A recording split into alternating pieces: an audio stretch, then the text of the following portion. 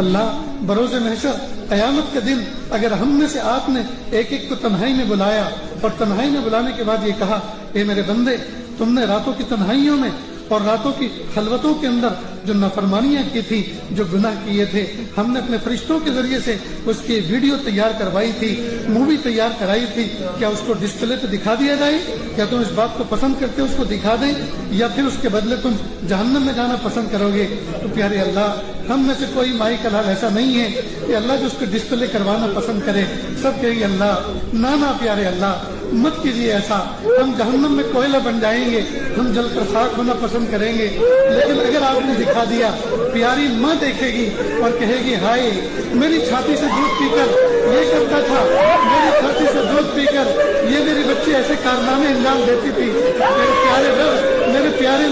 نبی دیکھیں گے، شرمندہ ہو جائیں گے، میرا امتی ہو کر